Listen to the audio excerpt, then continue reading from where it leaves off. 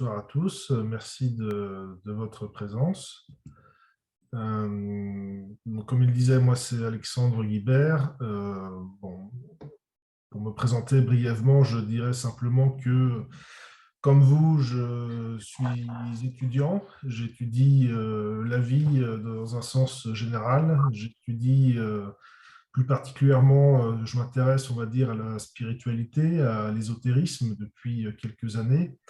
Tout simplement pour chercher des réponses aux grandes questions qu'on se pose tous sur notre origine, sur notre destinée, sur le sens de la vie, sur ce qu'il convient de faire ou de ne pas faire. Essayer de comprendre, se comprendre soi-même, comprendre ce qui nous entoure, et puis essayer de faire en sorte que les choses collectivement aillent dans un sens positif, progressif, et donc à modestement, chacun à son échelle, essayer de faire en sorte que les choses avancent d'une façon harmonieuse. Et donc, dans ce cadre-là, depuis quelques années, je me suis intéressé à plusieurs grands personnages de notre histoire, et notamment de la spiritualité. Jésus en est un, on va en parler. Apollonius de Tyane en est un autre, et on va en parler également, puisque ce sont tous les deux le sujet de cette intervention. J'allais dire de cette discussion parce que il serait tout à fait intéressant pour vous comme pour moi que ce ne soit pas simplement moi qui parle tout seul, mais qu'on puisse interagir. Euh, alors soit pour les plus timides en posant une question le chat discussion, ou pour les plus audacieux en prenant la parole, en activant le son. J'espère que chacun sait, d'un point de vue technique, comment faire les deux choses. Je vais vous parler d'ésotérisme, de spiritualité. Pour ma part, ça fait à peu près 20-25 ans que je m'intéresse à un type d'enseignement particulier, connu de beaucoup de monde, qui s'appelle le mouvement théosophique. Il y a beaucoup d'enseignements en matière d'ésotérisme qui existent.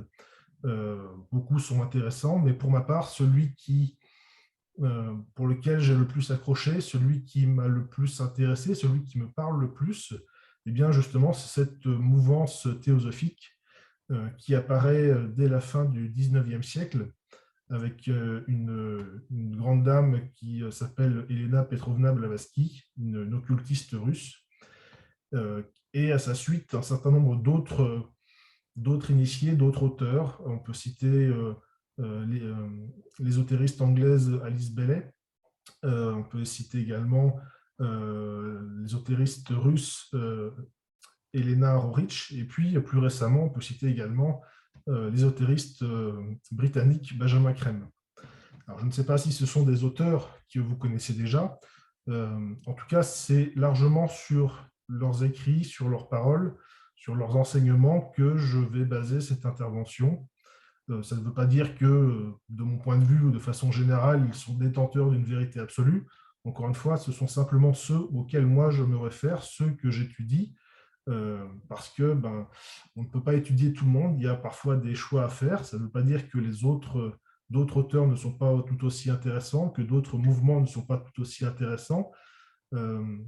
D'ailleurs, lorsqu'on s'intéresse à l'ésotérisme, à la spiritualité de manière générale, on comprend assez vite que finalement, il y a de multiples voies pour essayer d'approcher la vérité et que chacun doit trouver sa propre voie. Ça peut être l'ésotérisme, mais ça peut être la science, ça peut être l'art, ça peut être la philosophie, ça peut être plein de choses. Voilà, donc tout ça pour vous dire que moi, j'ai cette approche-là que je vais essayer de partager avec vous, mais elle n'est pas excluante d'autres approches, et peut-être que justement, vous aurez des approches complémentaires qui pourraient être intéressants et même passionnants de partager. Donc voilà pour ce qui est de ma présentation et puis de la présentation de ce que j'appelle l'ésotérisme. L'ésotérisme, encore une fois, c'est un grand mot. Comme vous le savez, ça se veut être des enseignements cachés à l'origine qui, progressivement, ont été dévoilés au cours de notre histoire par un certain nombre d'êtres humains, dont le nom de beaucoup sont restés et sont connus de tous. Et donc, petit à petit, le grand public que nous sommes, eh bien, se voit offrir justement la connaissance de ces enseignements à l'origine cachés, mais qui progressivement sont dévoilés pour le bienfait et le bien-être de l'humanité.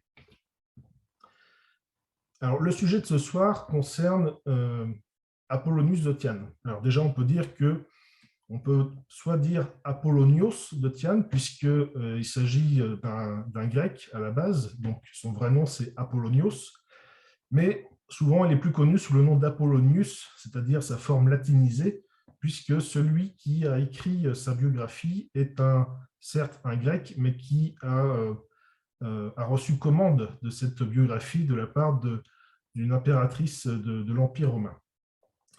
Donc le nom en général retenu est celui d'Apollonius, mais il s'agit donc d'un grec, donc à l'origine Apollonios.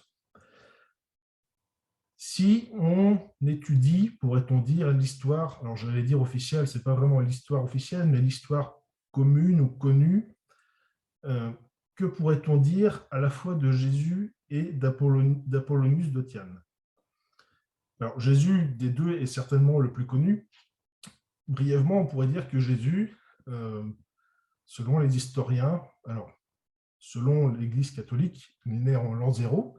Selon les études historiques, c'est un peu avant, quelques années avant, probablement en moins 6 ou moins 7 avant Jésus-Christ. Et puis, il décède 33 ans plus tard, donc en l'an 33 de notre ère, ou quelques années avant, s'il est effectivement né en moins 6 ou moins 7. Et donc, il s'agit pourrait-on dire, d'un prédicateur juif, en tout cas d'un homme né dans la communauté juive et qui ne se satisfait pas de la façon dont les enseignements juifs sont enseignés et surtout sont pratiqués, et qui apporte une vision renouvelée pour que ces enseignements soient mieux appliqués, mieux compris, purifiés et d'une certaine façon soit rendu peut-être un peu plus universel, même si Jésus s'est avant tout adressé au peuple juif. Et en tout cas, ses successeurs, les apôtres et d'autres, les premiers chrétiens, ont fait le choix de rendre cet enseignement universel. Et dans les premiers siècles de notre ère, eh bien, le judaïsme a conquis, pourrait-on dire, l'ensemble de l'Empire romain, jusqu'à ce que ça devienne une religion officielle, puis, entre guillemets, la seule religion, et jusqu'à cette expansion que l'on connaît jusqu'à nos jours. Quant à Apollonius de Tyane, selon l'histoire, eh bien, il serait né en 16 de notre ère et serait décédé en 97-98 de notre ère. On n'est pas sûr des dates. Donc, si l'on parle de cela, la vie des deux êtres se serait croisée, en tout cas chevauchée, les deux n'ayant pas pu se croiser, puisque le premier est resté en Galilée, en Palestine, alors que le second, certes, a énormément voyagé, mais a priori n'est pas forcément allé dans cette région aussi. Alors, ce qu'il est intéressant aussi de voir, c'est la suite de l'histoire entre Jésus et Apollonius de Tyane. Jésus, comme je viens de le dire, son enseignement, son personnage se sont très rapidement diffusés à travers l'Empire romain et de nombreuses personnes se sont converties au christianisme, des juifs, mais pas seulement, des grecs, et plus tard, dans les siècles suivants, ce qu'on peut appeler des païens ou des gentils, païens du point de vue des Grecs et gentils du point de vue des Juifs. Mais également, si l'on regarde l'histoire par rapport à Apollonius de Tyane, eh bien, on se rend compte que Apollonius de Tyane, dès son vivant, avait lui aussi un certain nombre de disciples et que suite après sa disparition, eh bien, il avait de nombreuses personnes qui ont essayé de suivre ses enseignements, ou du moins qui lui ont rendu un culte. C'est-à-dire que de son vivant et après sa vie, eh bien, de nombreuses personnes dans l'Empire romain ont reconnu en lui un grand personnage, un personnage d'une envergure spirituelle importante, un grand philosophe, et donc des temples lui ont été dédiés, une reconnaissance existait à son encontre. Et c'est à partir du IVe siècle à peu près qu'il y a une sorte de confrontation justement entre, d'un côté, ce christianisme croissant, ce christianisme qui apparaissait, qui prenait, qui devenait un peu dominant dans la civilisation romaine, et justement cette figure d'Apollonius de Tyane qui, du point de vue des chrétiens, commençait à être gênante. Ce que je veux dire par là, c'est que eh bien, les chrétiens ont considéré, ou certains d'entre eux ont considéré, qu'il n'était pas possible qu'un être tel qu'Apollonius de Tyane, c'est-à-dire d'un être d'une grande envergure spirituelle, puisse concurrencer la stature et la nature d'un Jésus-Christ qui était déjà considéré comme seul Fils de Dieu. Tout ça pour vous dire que aujourd'hui, lorsqu'on parle de Jésus-Christ, qu'on soit croyant ou non, qu'on soit chrétien ou non, on y voit derrière une stature importante, imposante. Eh bien, à l'époque, celle d'Apollonius de Tyane était comparable au point où eh bien, certains y voyaient une concurrence entre les deux. Et les chrétiens ont donc travaillé à effacer de la mémoire collective ce personnage, cet Apollonius de Tyane, qui, par son enseignement, par son exemple, par ses miracles, par ses guérisons, eh bien, semblait être de même stature, semblait concurrencer un Jésus, et donc semblait remettre en question la divinité d'un Jésus-Christ, et donc remettre en question la légitimité d'une religion naissante qui voulait s'affirmer de plus en plus.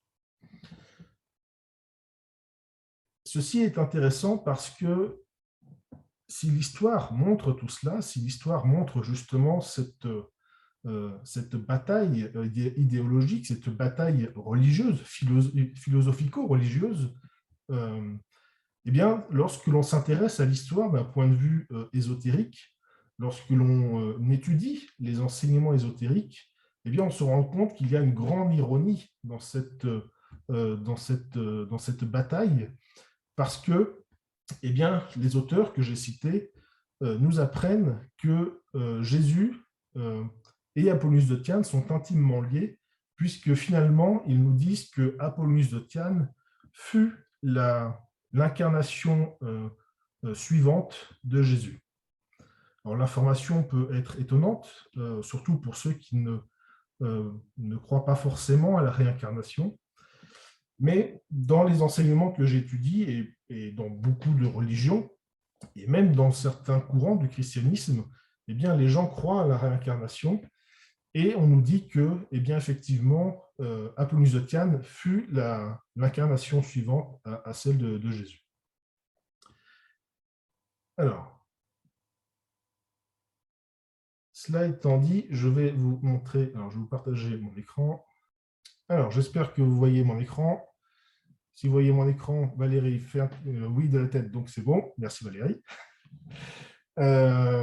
Voici une pièce représentant Apollonius de Tyane. Alors, vous pouvez voir sur la gauche, il est écrit Apollonie, et puis sur la droite, le US qui finit son nom, et puis ensuite Teianius. Alors, je ne parle pas très bien latin, donc excusez ma prononciation. Mais donc, voilà une représentation d'Apollonius de Tyane. Alors, comme les trois représentations que je vais vous montrer, il s'agit de représentations idéalisées, puisque toutes ont été faites plusieurs siècles après son existence. Et donc, elles ont le mérite de montrer la façon dont on pouvait percevoir les philosophes à l'époque, et surtout montrer qu'effectivement, Apollonius de Tyane eh bien, avait une certaine renommée, puisque des représentations en ont été faites. Donc, en voici une première qui, alors je n'ai pas de date exacte, mais qui date de quelques siècles après son existence. En voici une seconde. Donc là, il ne s'agit plus d'une pièce, mais d'une statue, comme vous pouvez le voir. Oui, à l'époque, ils allaient pas mal à la salle de sport. Et donc, il s'agit d'une représentation d'un philosophe que l'on attribue à Apollonius de Tyane. Celle-ci, cette statue se trouve dans un musée en Grèce, hein, en Crète plus précisément. Mais encore une fois, c'est quelque chose d'idéalisé, puisque nous n'avons pas de représentation effectivement exacte du philosophe. Et puis une dernière représentation qui est celle-ci, qui est beaucoup plus récente, puisqu'il s'agit d'une statue qui se trouve dans les jardins du château de Versailles, en France. Donc tout ça pour vous dire que de son vivant jusqu'à aujourd'hui, même si le personnage semble peu connu, eh bien, sa mémoire a malgré tout survécu et a traversé les siècles jusqu'à aujourd'hui. La preuve, cette conférence ce soir, mais de nombreux ouvrages sur le sujet, de nombreux objets d'art, comme les trois que je viens de vous montrer, qui tendent à montrer que eh bien, le personnage fut malgré tout important. La vie d'Apollonius de Tyane est principalement connue à travers un ouvrage, une biographie qui a été écrite par un nommé Philostrate, Philostrate l'Athénien, non pas parce qu'il était originaire d'Athènes, mais parce qu'il y a travaillé, il y a enseigné. Et puis ce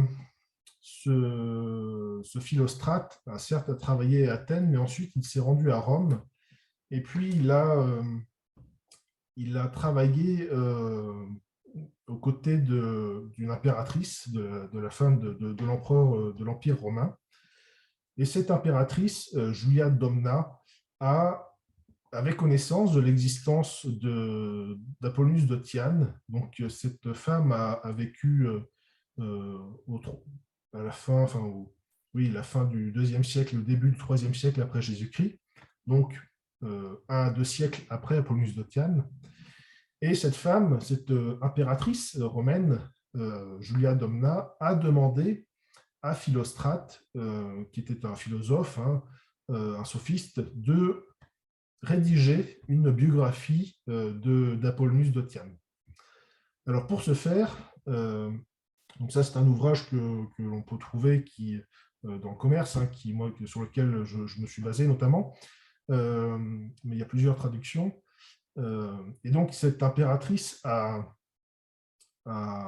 fait commande de cette biographie, et Philostrate nous raconte dans le début de sa biographie que pour l'écrire, pour remplir sa commande, eh bien, il s'est basé sur plusieurs ouvrages, notamment un ouvrage de Damis, qui était le plus proche disciple d'Apollonius de Tyane, qui l'a accompagné durant une grande partie de sa vie et qui a noté dans un journal les discours, les faits, les événements qui ont eu lieu.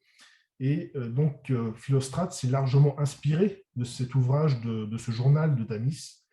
Et puis, Philostrate nous dit également qu'il avait eu sous la main un certain nombre de lettres écrites de la main du philosophe, d'Apollonius de Tyane, plus quelques autres sources secondaires. Mais aujourd'hui, la seule source qu'il nous reste sur la vie d'Apollonius de Tyane, justement, c'est cette biographie de Philostrate.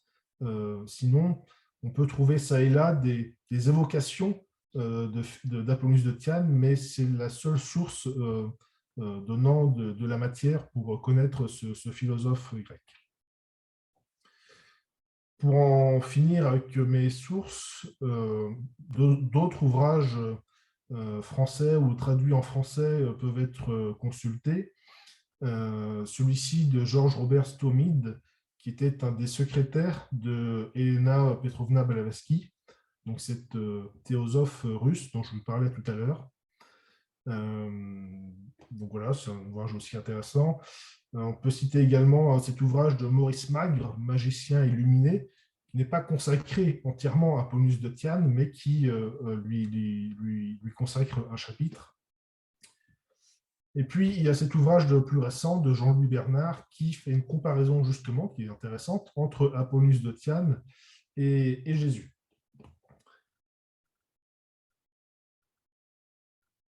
Donc voilà un certain nombre de sources qui, si le personnage et le sujet vous intéressent, que vous pourrez consulter et lire. Parce que certes, moi, je vais vous parler un petit peu de sa vie, mais pas seulement, et c'est un peu, sa vie est un peu un prétexte pour parler aussi d'autres choses. Et donc, la lecture de ces ouvrages sera bien plus complète et certainement bien mieux les choses seront bien mieux dites que par ce que je pourrais moi vous dire, puisque je n'ai fait que m'inspirer de ces différents ouvrages.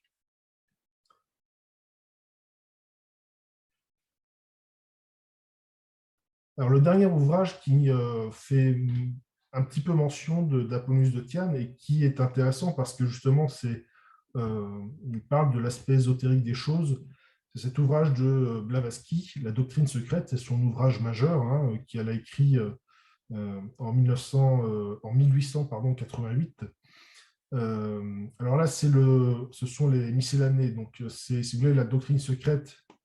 Alors, il y a la version anglaise et la version française, mais on va se contenter du français. C'est six tomes.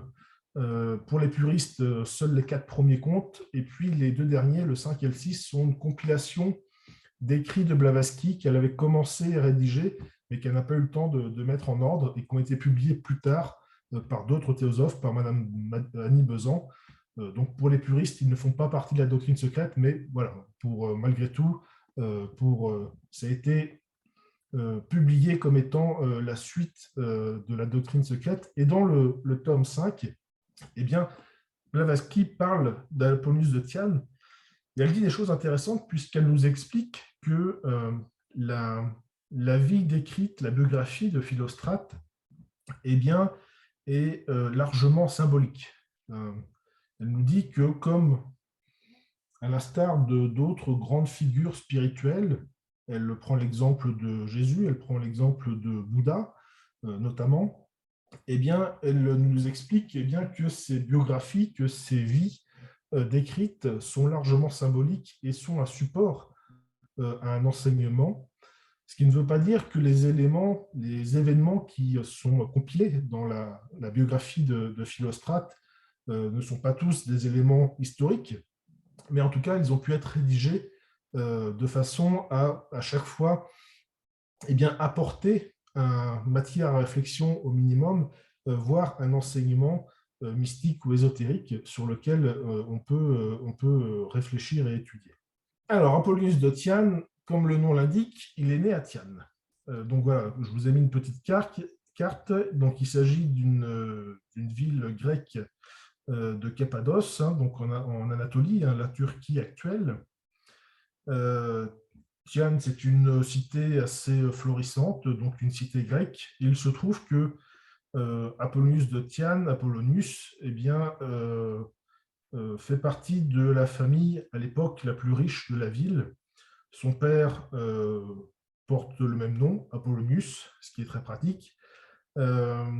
Et donc, il naît dans cette ville et assez rapidement, on se rend compte que le jeune Apollonius a des prédispositions, il a une mémoire importante, c'est un garçon assez vertueux.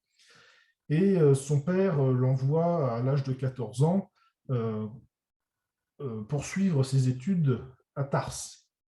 Tars, qui est une ville assez proche, ville connue pour la plupart d'entre nous par le fameux Paul de Tarse, cet apôtre chrétien qui contribuera très largement justement à l'extension du christianisme. Et donc, à 14 ans, il part faire ses études à Tarse, où il apprend notamment la philosophie. Alors, il apprend les différents courants philosophiques, mais Apollonius considère que la ville de Tarse n'est pas en elle-même très vertueuse, et à l'âge de 16 ans, il demande à son père à pouvoir aller dans une autre ville pour poursuivre ses études, et il se dirige à Agei, en Macédoine, au nord de l'actuelle Grèce. Et c'est dans cette ville qu'il suit les cours d'un philosophe, et C'est là qu'il découvre notamment la philosophie pythagoricienne. Pythagore, ce grand philosophe qui a vécu plusieurs siècles avant Jésus-Christ, qui était lui aussi très connu, qui était à l'origine d'une école, l'école pythagoricienne, qui n'existe plus depuis longtemps, au moment où Apollonius poursuit ses études. Et donc, lorsque Apollonius s'intéresse au pythagoricisme, eh bien finalement, nous sommes dans un mouvement néo-pythagoricien qui existe à la fois en Grèce, mais également à Rome et dans différentes régions. Mais parmi voilà, les différentes écoles philosophiques, c'est véritablement le pythagoricisme qui intéresse Apollonius, et c'est ces enseignements-là qu'il va embrasser, étudier et mettre en œuvre dans sa vie. Alors voilà une statue qui est un portrait, une représentation de Pythagore. Donc toute sa vie, effectivement, cet enseignement pythagoricien, Apollonius va le suivre, va le mettre en application, et ce sera vraiment la discipline spirituelle et philosophique qu'il va s'imposer jusqu'à sa mort, du moment où il va en prendre connaissance, hein, donc vers l'âge de 16 ans, jusqu'à sa mort à peu près à 80 ans. Lorsqu'il était à Gay, Apollonius a suivi les cours philosophiques dont je vous parlais, et puis il vivait lui-même dans un temple, le temple d'Esculape, le dieu grec de la médecine.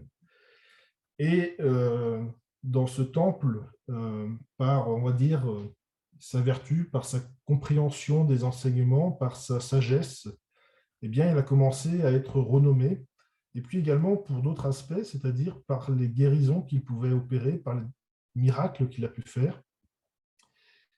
Donc, voilà, c'est dès le début de sa vie, finalement, il s'est véritablement consacré à une vie philosophique, à une vie vertueuse.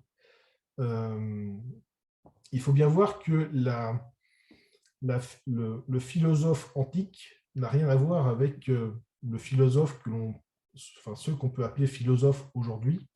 C'est-à-dire qu'aujourd'hui est qualifié de philosophe celui qui a fait des études en philosophie, celui qui a un doctorat en philosophie, qui a fait une thèse, qui a écrit des livres, qui enseigne, qui éventuellement a fait quelques plateaux télé, alors qu'à l'époque, le philosophe, c'est celui qui certes va étudier la philosophie, un courant ou plusieurs courants, qui va s'attacher à un courant particulier, qui va s'attacher à développer la sagesse et qui va surtout s'attacher à la vivre, à l'exprimer, à la manifester. C'est-à-dire que aujourd'hui, si la philosophie est plutôt intellectuelle, à l'époque, la philosophie est un mode de vie. On est philosophe, on vit philosophie.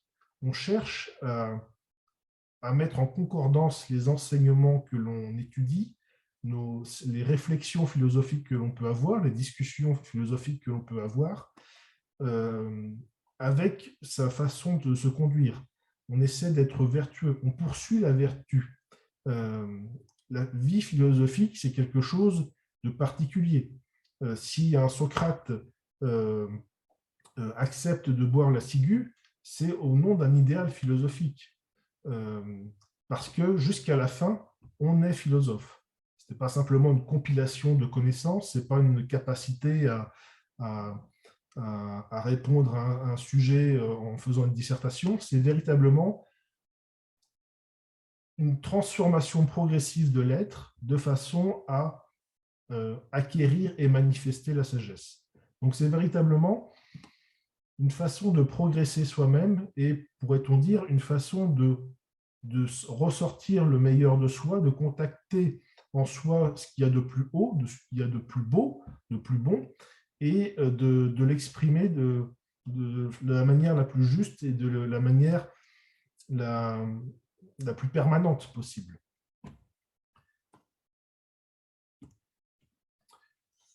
Et donc, assez jeune déjà, Apollonius de Tyane exprime cet idéal philosophique.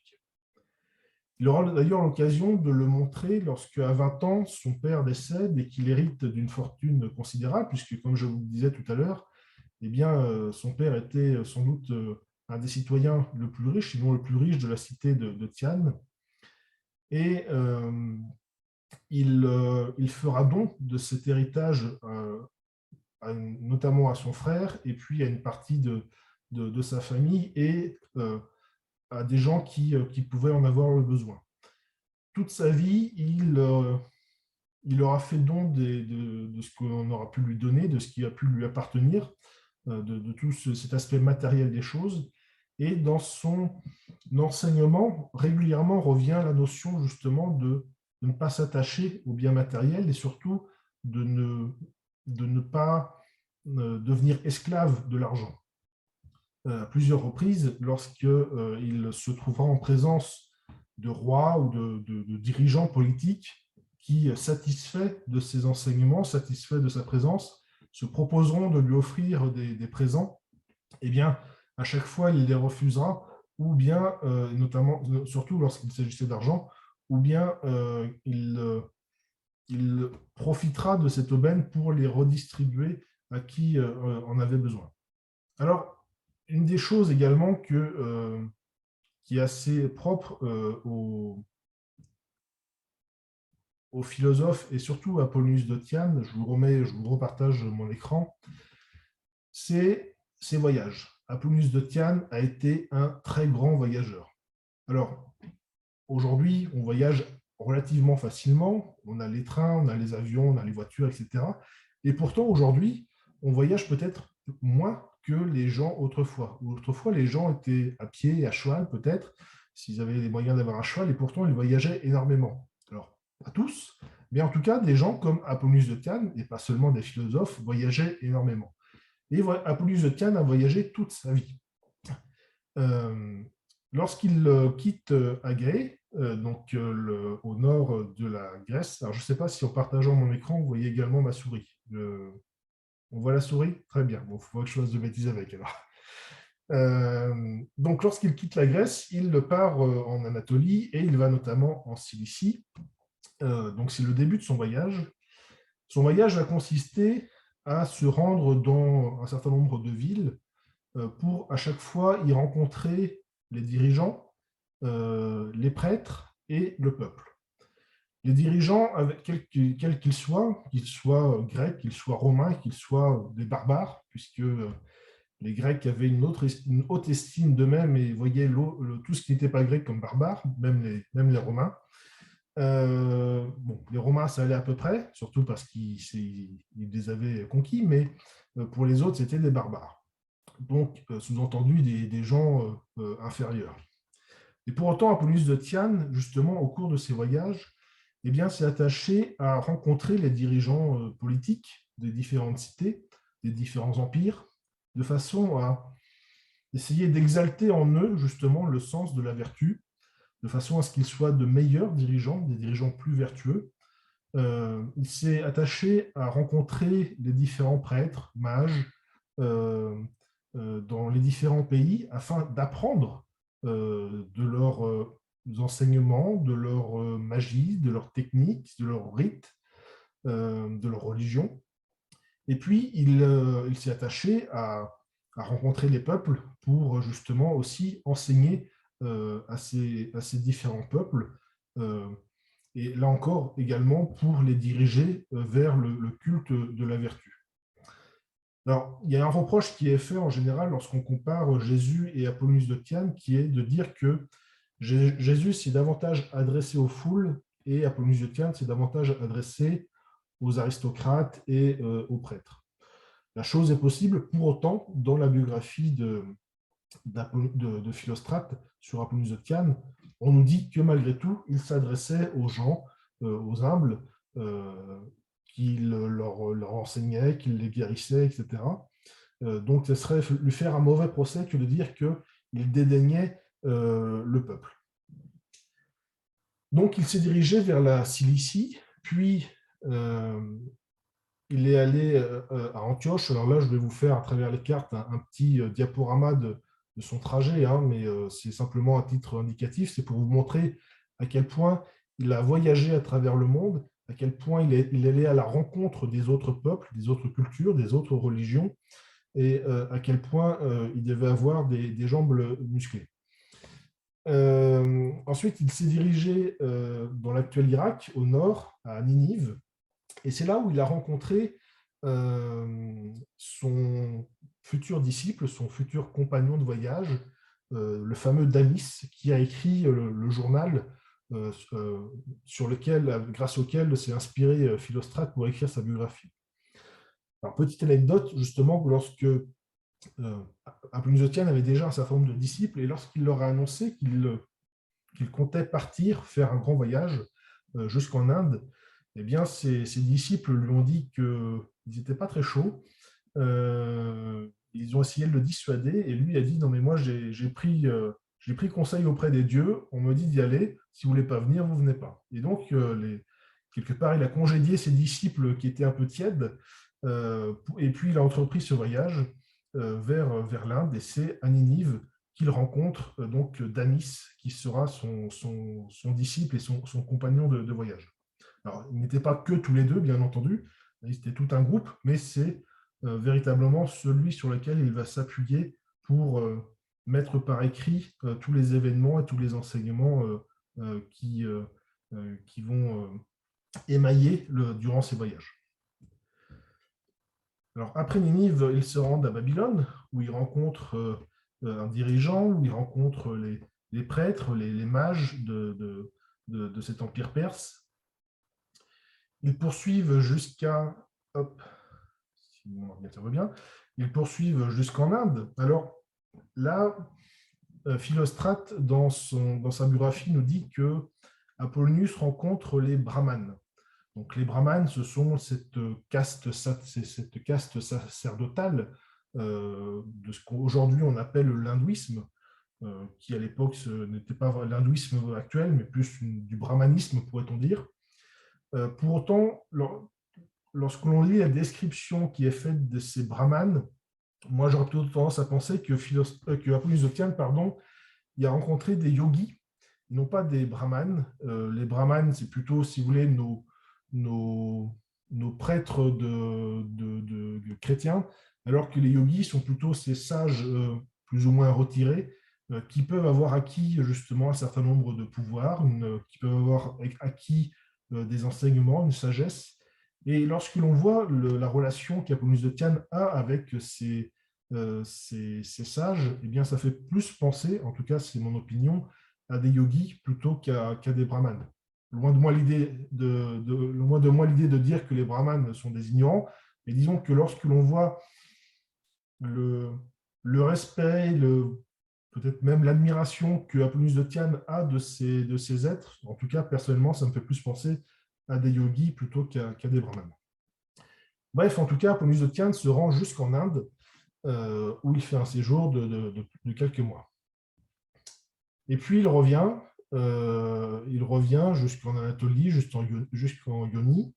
Donc à chaque fois, je vous fais le voyage de façon un peu rapide, mais à chaque fois, encore une fois, il va rencontrer les dirigeants, les religieux, les peuples. Souvent, il va aller dans les temples. Lorsqu'il s'arrête pour dormir, c'est dans des temples ou chez des gens. Je crois que c'est à Babylone, où le roi lui propose de dormir dans son palais, et Apollonius de Tyane refuse en disant que ça ne lui convient pas, toutes ces richesses ne lui conviennent pas, il préfère dormir dans une maison d'un citoyen babylonien. Et donc, lorsque justement il va dans ces temples, souvent il en profite justement pour s'enquérir des différents rites, des rituels, des croyances, lorsqu'il ne les connaît pas. Et lorsqu'il les connaît, parfois il se permet de dire que les choses pourraient être faites autrement, d'une meilleure façon selon lui. Et souvent il est écouté, et ses avis sont respectés. Après, donc, il quitte l'Anatolie, il se rend en Grèce. Bon, je vous ai fait l'injure de vous mettre sur la carte quelques pays d'Europe que vous connaissez pourtant très bien. Il va à Rome, dans toute l'Italie. Il va en Espagne. Il séjourne pendant un certain temps à Agadès, donc l'actuel Cadix, donc en Espagne. On peut supposer, ce n'est pas dit dans la biographie de Philostrate, qu'il est passé par la France. C'est possible, mais ce n'est pas indiqué.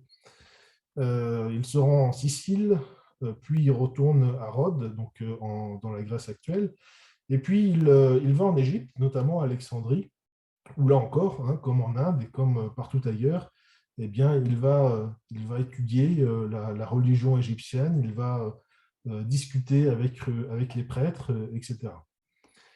Et puis, il va aller même jusque en Éthiopie, où il va rencontrer ce qu'on appelle les gymnosophistes. Hein, donc, c'est les sages qui se trouvaient là-bas. Donc voilà, d'ailleurs, cette carte est intéressante, puisque si vous suivez mon curseur, donc il est né par ici, il a fait ses études là, il est parti jusque là-bas, il est revenu ici, Italie, Espagne, il est passé par le nord de l'Afrique jusqu'à Alexandrie, l'Éthiopie, et après, on nous dit que, je ne vous ai pas fait tout dans le détail, mais qu'après, il est revenu en Grèce et en Italie. Alors, ça, là, je vous ai mis la localisation d'Éphèse.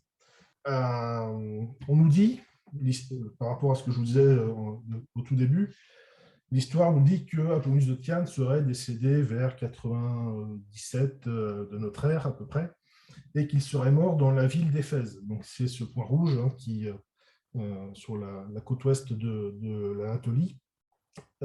Ça, c'est ce que les historiens retiennent aujourd'hui.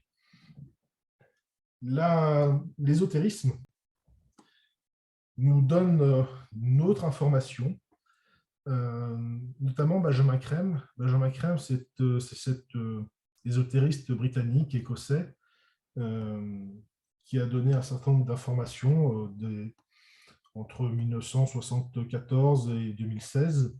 Et puis, il a été interrogé sur Apollonius de Tyane, et c'est lui notamment qui a dit que selon son maître, le maître dont il était le disciple, eh bien, Apollonius de Tyane était l'incarnation suivante de Jésus. Et parmi d'autres informations qu'il a données, il a indiqué que Apollonius de Tyane ne serait pas mort à Éphèse, mais serait mort au Cachemire, dans la ville de Srinagar. Donc, comme vous pouvez voir au nord de l'Inde, hein, à proximité de la frontière avec le Pakistan. Hein, c'est d'ailleurs cette région qui est contestée entre le Pakistan et l'Inde. Et effectivement, là-bas, il existe une légende, un culte, selon lequel, et d'ailleurs qui est à l'origine de nombreux ouvrages, selon lequel eh bien, Jésus, à la fin de sa vie, ne serait pas mort sur la croix, mais aurait poursuivi sa vie et serait parti en Inde, voire au Tibet, et serait décédé à cet endroit-là, dans cette ville-là, donc à Srinagar, au nord de l'Inde. Alors, selon d'autres, il ne s'agirait pas de Jésus, mais de Josépha, c'est-à-dire, je crois que c'est saint Thomas, il me semble, un des apôtres de Jésus.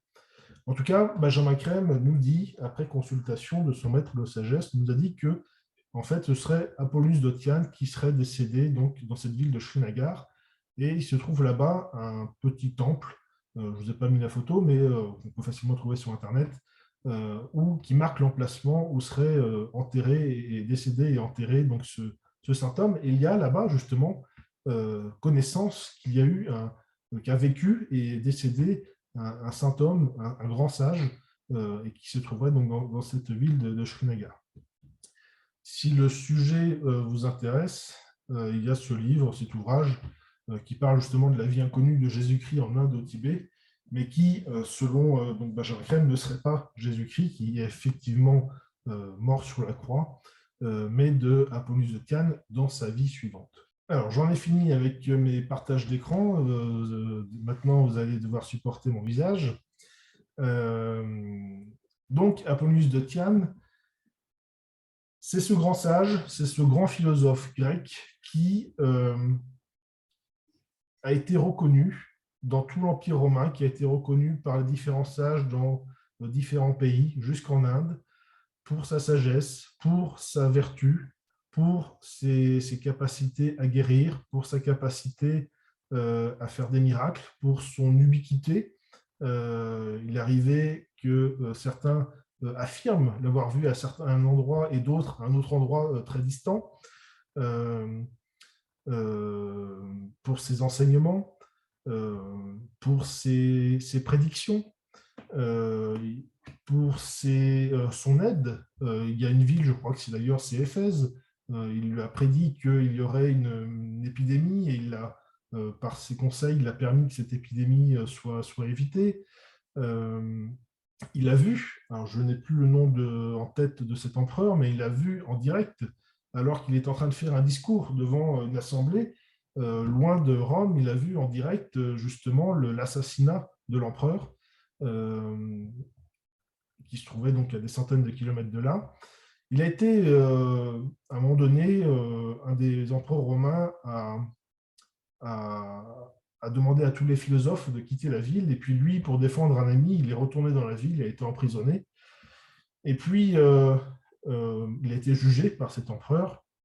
Et au moment où il est acquitté, finalement, par cet empereur, eh bien, il disparaît, il s'évanouit devant l'Assemblée. Et on le retrouve à 3 jours de voyage de là, ailleurs, avec ses amis. Comme je l'ai dit au tout début, cette biographie, et comme le disait Blavatsky, cette biographie est certes en partie largement basée certainement sur des événements historiques, mais elle est aussi symbolique.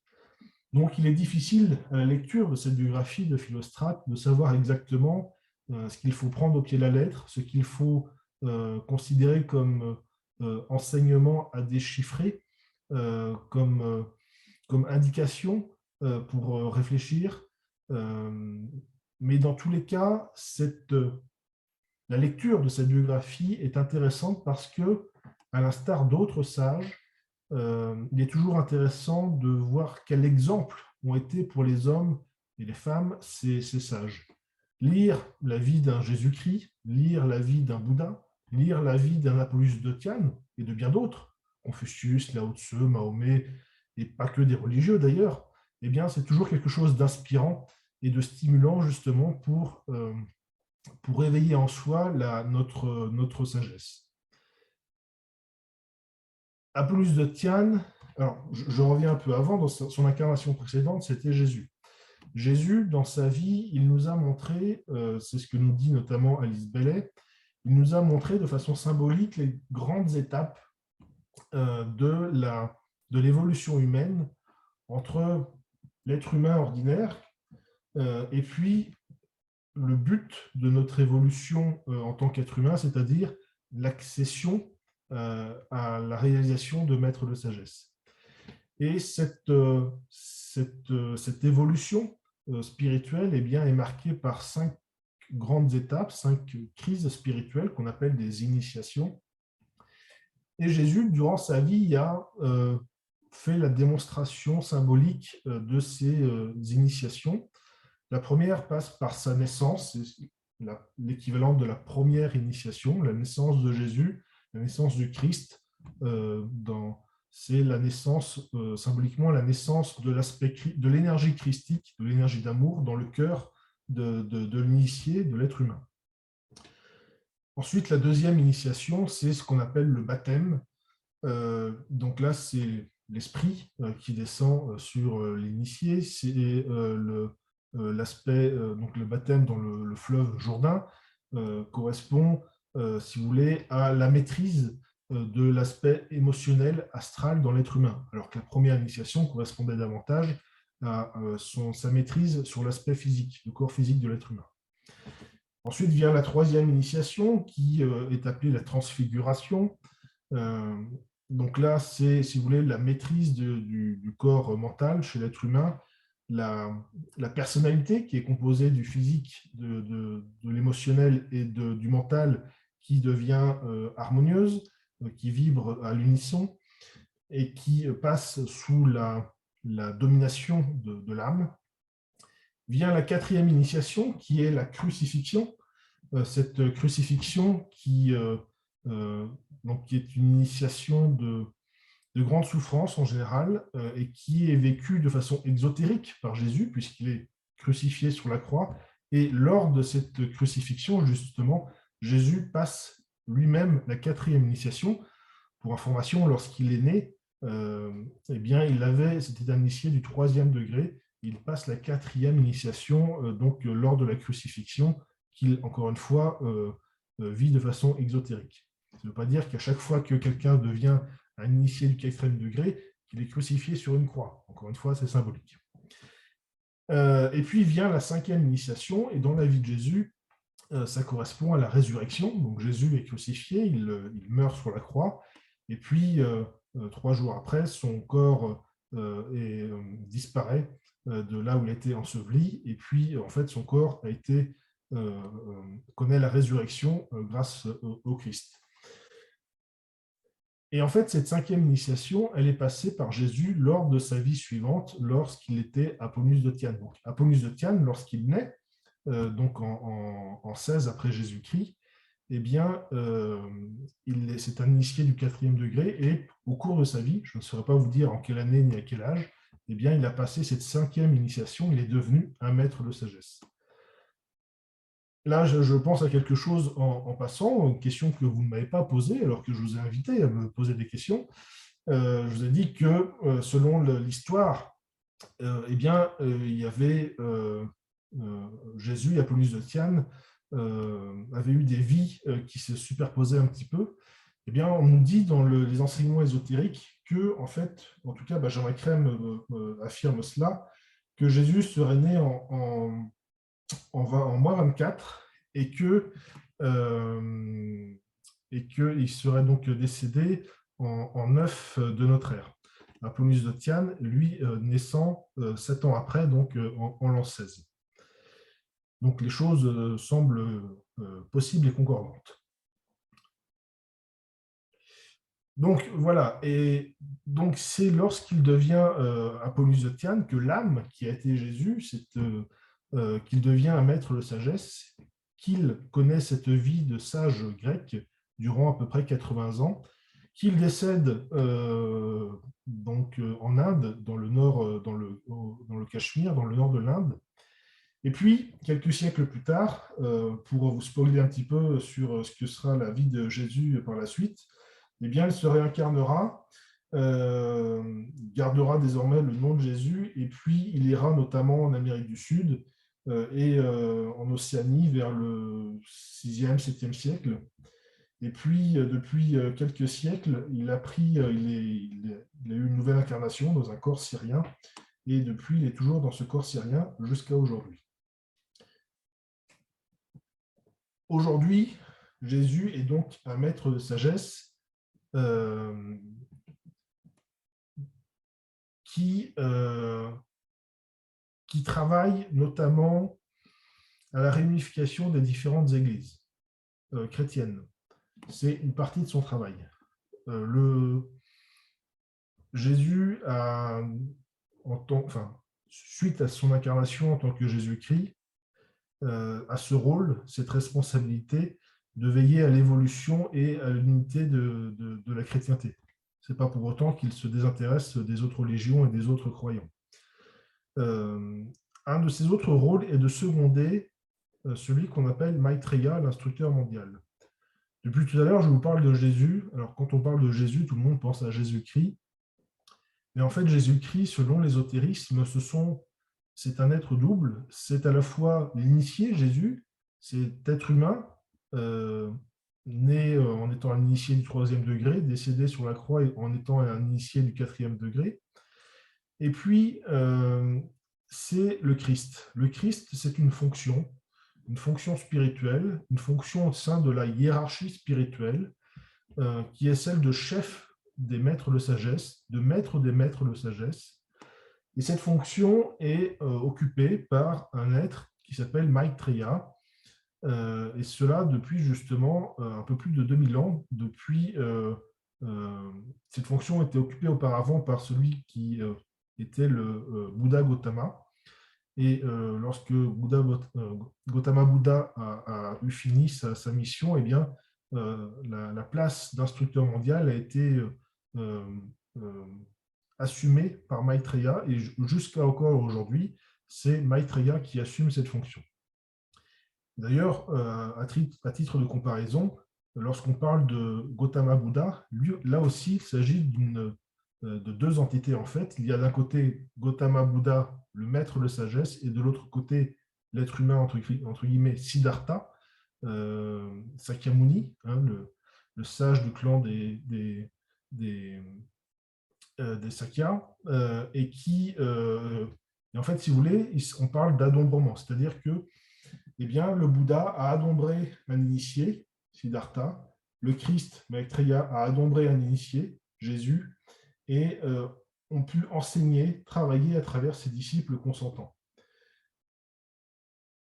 C'est pour ça qu'aujourd'hui, eh bien, on peut dire que le Maître Jésus et le Christ, Maitreya, sont deux entités, deux maîtres de sagesse différents qui travaillent qui travaillent ensemble de façon très proche, puisqu'ils se connaissent depuis longtemps.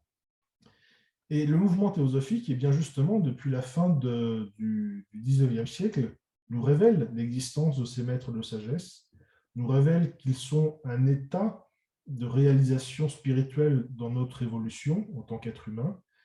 Ce n'est pas un état final, c'est un état intermédiaire, mais en tant qu'être humain, eh bien, cet état c'est déjà une réalisation importante, mais ce n'est pas une fin en soi.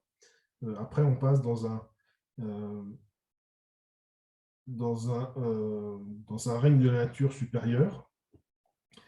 Oui, excusez-moi, parce que je regardais une question en même temps, et donc de Marie-Christine, et donc la 5e initiation consistait en quoi pour Apollonius de Tyane, en sait-on plus? Alors, comme je vous le disais, dans la biographie d'Apollonius de Tyane, pour ma part, je n'ai pas pu repérer à quel moment il passe la 5e initiation. Je l'ai cherché, mais je ne l'ai pas repéré. En tout cas, la 5e initiation, de manière générale, c'est lorsque l'être humain est triple. Si on simplifie les choses, l'être humain, c'est un esprit, une âme et un corps. C'est un esprit, une étincelle divine, c'est notre nature véritable. C'est une âme qui sert d'intermédiaire avec le corps ou la personnalité qui est composée, comme je le disais tout à l'heure, d'un mental, d'un corps émotionnel et d'un corps physique. Et lorsque l'on passe la 5e initiation, lorsque l'on devient un maître de sagesse, eh bien, c'est lorsque l'esprit, l'étincelle divine, a complètement pris le pas, à une complète emprise à la fois sur l'âme et sur la personnalité. C'est-à-dire que la personnalité, dans un premier temps, est dirigée et contrôlée par l'âme, et dans un second temps, cette âme elle-même est absorbée par l'esprit, et finalement, c'est l'esprit qui désormais, l'étincelle divine, la divinité qui est en nous, le Dieu que nous sommes, qui s'exprime pleinement.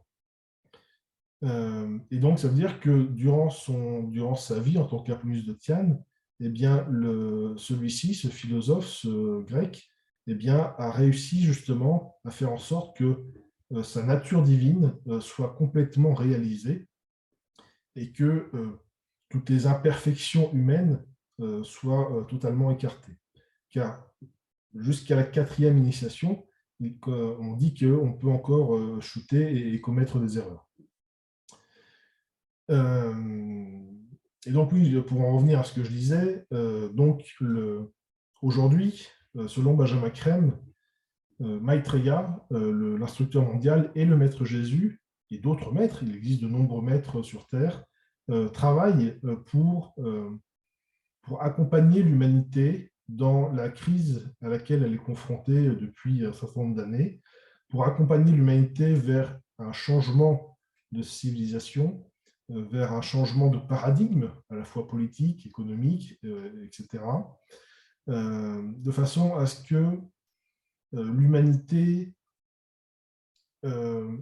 puisse tourner le dos à la compétition actuelle, qui est soit dans le domaine politique ou économique, ce qui est le paradigme qui est en place, pour mettre en place plutôt justement la coopération, de façon à ce que cette coopération crée la confiance entre les peuples, que cette confiance permette la paix entre les peuples, et que cette paix entre les peuples permette justement de mettre un terme à toutes ces problématiques qui nous assaillent, le problème de la guerre, le problème de la faim dans le monde, le problème du désastre écologique, etc., etc. Et donc les maîtres de sagesse, aujourd'hui comme hier, que ce soit un Apollonius de Tyane, un Jésus, un Bouddha, un Confucius, un Lao Tse, un Mahomet, etc., etc., eh bien, sont là pour nous accompagner, nous guider, nous conseiller, dans ce changement d'air et pour qu'on mette, nous, avec nos petits bras, en place cette nouvelle civilisation. Est-ce que vous avez des questions? Oui, moi j'en avais une, Alexandre. C'était par rapport, mais je reviens un peu en arrière, mais ma question tombe peut-être pas très bien. Je revenais sur les dates de naissance de Apollonius de Tyane. Oui. Parce que tu dis que c'est en 16 après Jésus-Christ, donc ça veut dire que le zéro de notre ère ne serait pas serait avant la mort de Jésus? Alors, Benjamin Crème, dans ses enseignements, nous dit, et lorsqu'il donne ce genre d'informations, il posait à l'époque la question à son maître, dont il était le disciple. Il nous disait que Jésus, au lieu d'être né en l'an 0 et d'être mort en l'an 33, ce qui nous paraît logique, mais ce qui est les informations de l'Église, hein, de la doctrine catholique, chrétienne, eh bien, serait né plus tôt que cela, il serait né en moins 24. Alors, euh, ça paraît un peu bizarre de dire ça, mais qu'il serait né en moins 24 par rapport à cet an 0, et qu'il serait décédé effectivement 33 ans plus tard, lors de la crucifixion.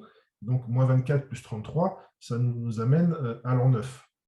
Et que, donc, il serait décédé en l'an 9 de notre ère, 9 après 0, et que 7 ans plus tard, eh bien, cette âme de Jésus se serait réincarnée, aurait pris une nouvelle incarnation en Apollonius de Tyane à partir de l'an 16 après Jésus-Christ.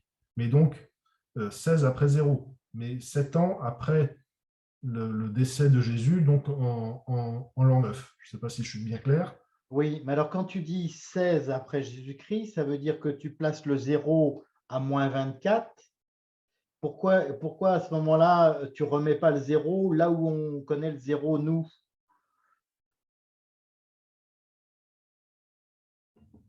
Quand je vous donne les chiffres, je garde le zéro. Lorsque je parle de moins 24, c'est par rapport à zéro. Lorsque je dis qu'il est décédé en 9, c'est par rapport au zéro. Et que Apollonius est né en 16, c'est par rapport au zéro. Si, par rapport à la question de Valérie, on a gardé le zéro comme référence, c'est parce qu'un calendrier a été institué et que aujourd'hui, les historiens, par exemple, hein, nous disent que probablement que Jésus serait né en moins 6 ou moins 5 ou moins 7. Ils se basent sur ça, sur plusieurs témoignages, sur notamment un phénomène astronomique qui aurait pu expliquer la fameuse étoile de Bethléem. Mais donc, en fait, ils n'en savent rien. Mais si vous voulez, eh bien, ce zéro a été gardé parce que aujourd'hui, personne ne serait d'accord pour déplacer ce zéro à la date exacte de naissance de Jésus. Moi, je vous dis que Benjamin Crème parle d'une naissance de Jésus 24 ans avant ce zéro, 24 ans plus tôt. Maintenant, libre à chacun d'y porter attention ou non. Et, mais je pense qu'aujourd'hui, personne ne remettrait en cause ce calcul par rapport au calendrier actuel, simplement sur ces enseignements. Et puis, je pense qu'il y a un côté qui ne serait absolument pas pratique de tout modifier aujourd'hui. Oui, oui, non, mais ça c'est clair. Par contre, ce serait peut-être plus juste de dire qu'au lieu de dire que Apollonius est né en l'an 16, ce serait peut-être mieux de dire qu'il est né en l'an 40. Parce qu'à ce moment-là, on remet toujours la même balle, on remet toujours le point zéro au même endroit. Ah oui, oui, ben on peut effectivement voir les choses comme ça. Effectivement, on peut voir les choses comme ça Parce par que rapport. sinon on ne va pas comprendre comment Jésus et Apollonius peuvent être la même personne si d'un point de vue année de naissance et année de décès, ça ne colle pas. Il y a un moment donné, il y a un décalage qu'on a du mal à s'expliquer. Alors, sauf si effectivement on explique, comme dit Benjamin Crème, que le zéro, ce n'est pas zéro, mais le zéro est à moins 24. Quoi. Après, effectivement, c'est. Donc là, moi, ces informations, encore une fois, je les base sur Benjamin Crème. Lorsque si certains lisent les enseignements théosophiques plus anciens, quelqu'un comme, je crois, Annie Besant parlait de moins 101 pour la naissance de Jésus. Donc il y a là, moi, voilà, je vous rapporte des informations. C'est compliqué de dire qui dit vrai, qui dit juste. Ce qui est intéressant, malgré tout, c'est de aussi par rapport à cette histoire, à travers cette histoire, c'est de s'intéresser au phénomène de la réincarnation, s'intéresser à la nature de l'homme, savoir pourquoi l'homme peut se réincarner, hein, l'être humain, qu'est-ce qui se réincarne en lui, qu'est-ce qui explique que d'un Jésus et d'un Apollonius de Tyane, on peut avoir des personnalités un peu différentes, alors qu'a priori, il s'agit du même être.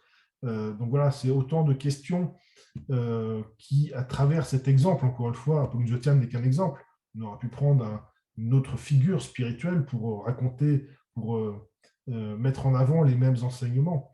Donc voilà, mais effectivement, par rapport à votre suggestion, effectivement, on pourrait très bien dire qu'il est né en 40 après la naissance de Jésus. Et par rapport à la question de Valérie, à l'origine, sait-on pourquoi leur calendrier retenu a-t-il été retardé par rapport à la réelle naissance de Jésus? Je crois que c'est une erreur de calcul d'un moine ou quelque chose comme ça. Je voulais intervenir, c'est possible? Oui, vas-y, Marie-Christine. Euh, Par rapport à ce qui vient d'être dit sur les dates et au début de l'exposé, vous disiez qu'en fait, les chrétiens ont travaillé à effacer, bon, c'était pas forcément vos mots, mais ont à effacer des mémoires d'Apollonius de Tyane qui voyait d'un mauvais œil cet être qui faisait un peu de l'ombre à Jésus. Enfin, bon, c'est ma transcription des choses, hein. Oui, bien sûr.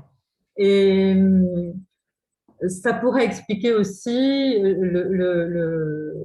les modifications des dates. On sait qu'il y a eu, même dans les enseignements des apôtres, il y a eu des modifications qui ont été faites, il y a eu des censures, il y a notamment par rapport à la réincarnation.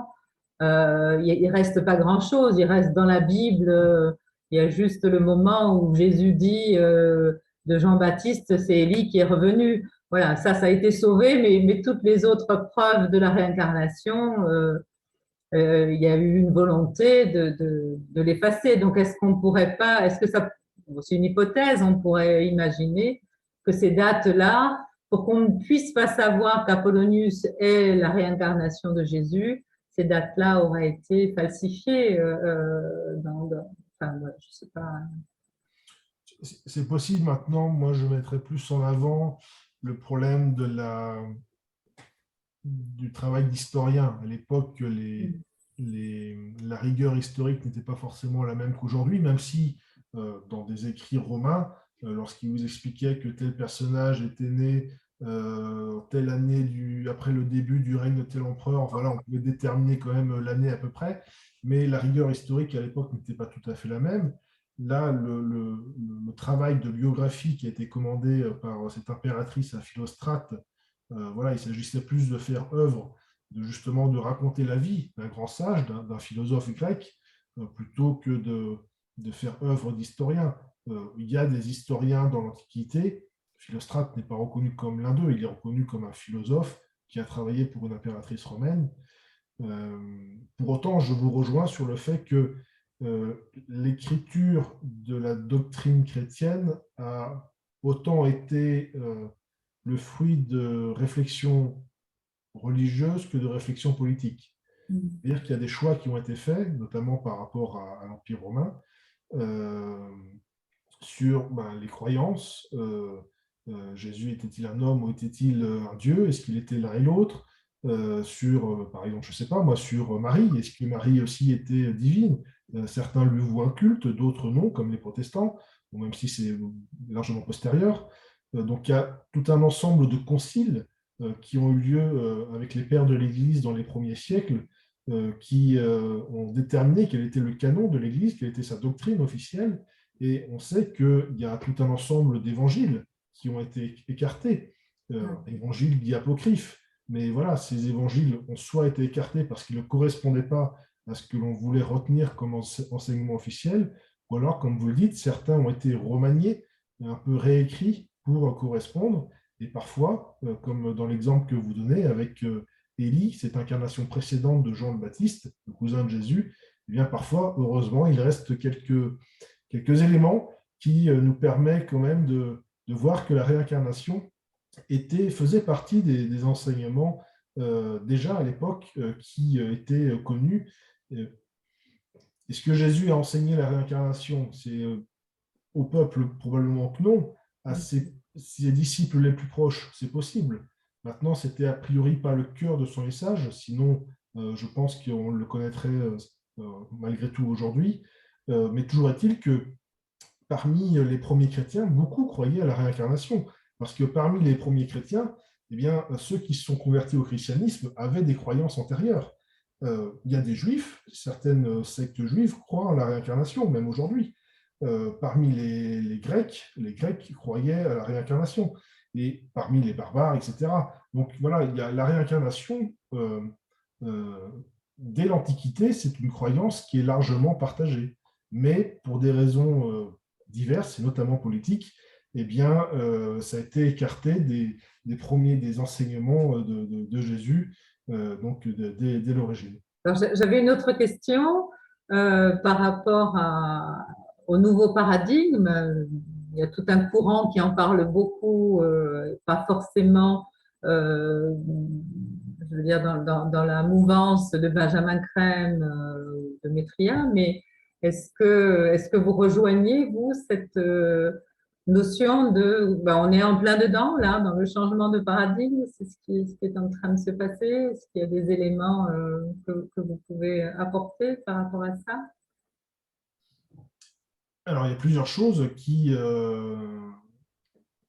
vont dans le sens de ce changement de paradigme. D'abord, il y a un aspect astronomique, astrologique. Ceux qui s'intéressent à ces sujets savent qu'il y a des cycles astrologiques, que la venue de Jésus-Christ, inaugurait l'ère des poissons, cette ère des poissons qui a duré à peu près 2000 ans, et qu'aujourd'hui, nous quittons cette ère et que nous entrons dans une nouvelle ère qui est l'ère du Verseau. Et pour ceux qui s'intéressent à ces aspects astrologiques, eh bien, on sait que ces ères, derrière, il y a des influences énergétiques et que nous, en tant qu'êtres humains, nous répondons d'une manière ou d'une autre à ces influences, parfois de façon consciente, mais souvent bien malgré nous. Enfin, on n'a même pas conscience de cette influence. Mais pour autant, cette influence a lieu et c'est ce qui fait que progressivement, l'humanité change, évolue, se métamorphose, etc. Qu'il y a des civilisations qui apparaissent, qui disparaissent, que certaines régions du monde deviennent dominantes, puis tombent dans l'oubli, et que ce sont d'autres qui, voilà, comme disait Paul Valéry, il y a des civilisations qui naissent, qui vivent et qui meurent.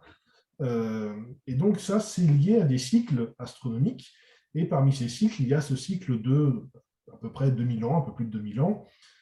Et donc, avec cette ère du Verseau qui s'ouvre à nous, eh bien, on a une énergie, l'énergie du Verseau, et puis une énergie qui l'accompagne, l'énergie, on parle de rayon, de 7e rayon, l'énergie de l'ordre cérémoniel, qui justement doit amener à une synthèse, qui doit amener à la coopération, qui doit amener à une autre façon de fonctionner, très différente de celle que l'on a pu avoir pendant l'ère des poissons. Ça ne veut pas dire que l'ère des poissons, aujourd'hui, il faut voir ça comme quelque chose de mauvais, qu'il faut absolument se débarrasser. L'ère des poissons a permis d'accomplir beaucoup de choses, mais aujourd'hui, eh bien, cette ère des poissons est arrivée à sa fin, à bout de souffle. Elle a conduit à une certaine cristallisation d'un fonctionnement. Et aujourd'hui, eh bien, la difficulté, c'est que ceux qui sont réceptifs aux énergies du Verseau, leur difficulté, c'est bien de casser cette cristallisation pour prendre la place et construire quelque chose de nouveau. Mais ça va se faire parce que cette énergie des poissons, elle a commencé à diminuer à partir de 1625 et celle du Verseau a commencé à prendre de l'ampleur, à poindre dès 1675. Et c'est qu'en 2009, donc assez récemment finalement, que la balance a commencé à être positive pour l'énergie du Verseau. Et donc, progressivement, plus les années passent, et bien plus cette énergie du Verseau est prégnante, plus elle est de plus en plus influente, et donc chaque année qui passe, chaque instant qui passe, et bien cette énergie va s'imposer et va donc, par l'influence qu'elle a sur les êtres humains, et bien elle va faire en sorte que les êtres humains agissent d'une certaine manière, ce qui va créer de nouvelles organisations, de nouveaux fonctionnements, de nouvelles façons de penser. Et ça aura un aspect sur justement sur tous les aspects de notre vie.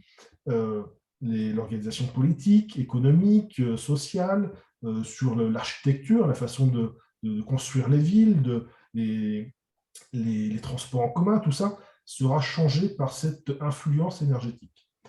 Et puis, il y a d'autres aspects qui nous poussent justement à changer de paradigme. Aujourd'hui, l'humanité, nous le voyons tous les jours, ce n'est plus un secret. On ne peut plus fermer les yeux sur ça, même si certains le font encore, est dans une impasse. Elle est dans une impasse, tout d'abord, c'est certainement devenu l'enjeu majeur aujourd'hui, dans une impasse environnementale, écologique.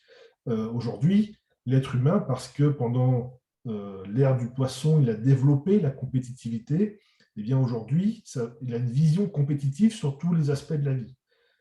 Ça veut dire quoi? Ça veut dire qu'un pays, pour qu'il soit fort, il faut qu'il ait une population qui soit tout le temps croissante.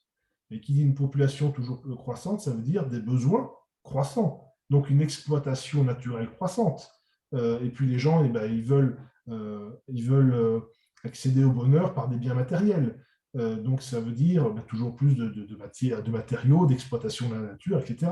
Je ne sais plus quelle est la date, là, comment ça s'appelle d'ailleurs, la fameuse date où on a consommé en une année tous les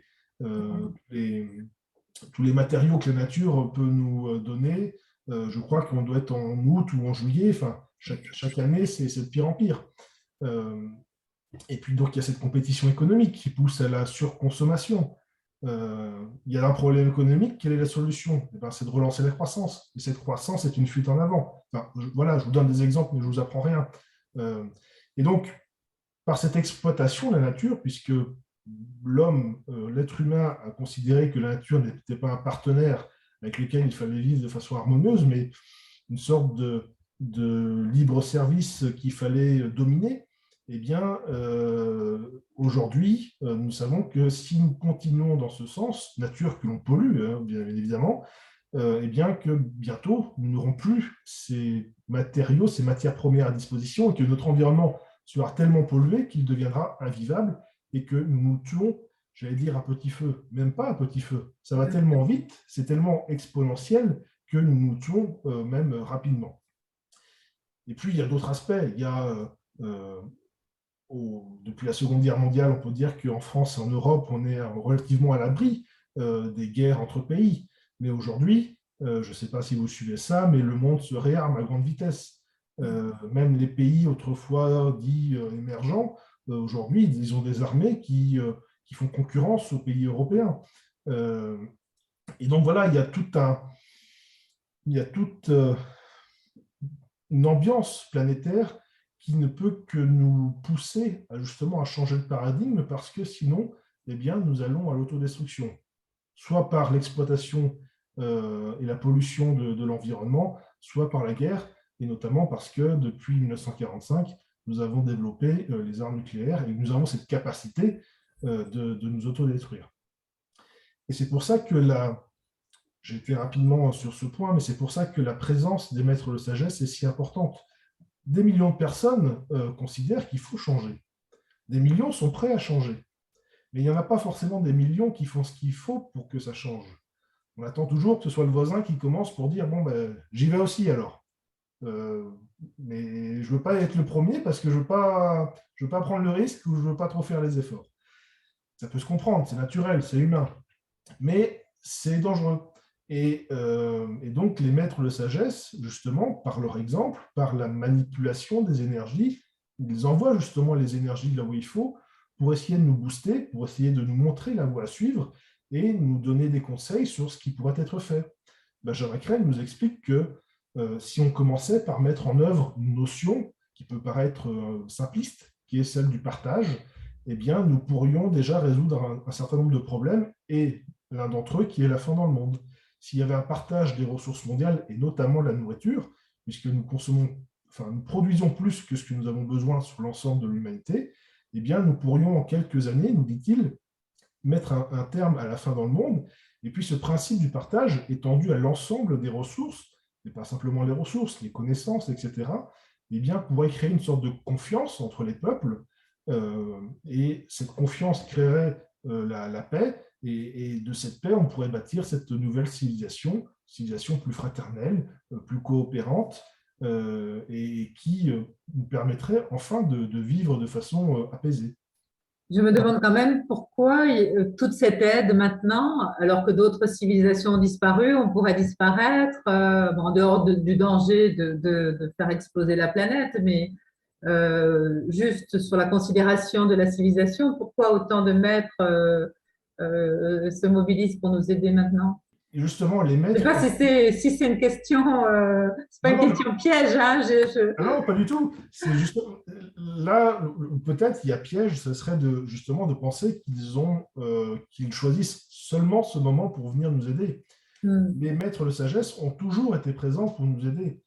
Il y a très longtemps, j'étais pas encore né, c'est vous dire, durant l'Atlantide, les maîtres de sagesse vivaient parmi les êtres humains, et c'était ce qu'on appelait les prêtres rois. Ils étaient les dirigeants de ces civilisations.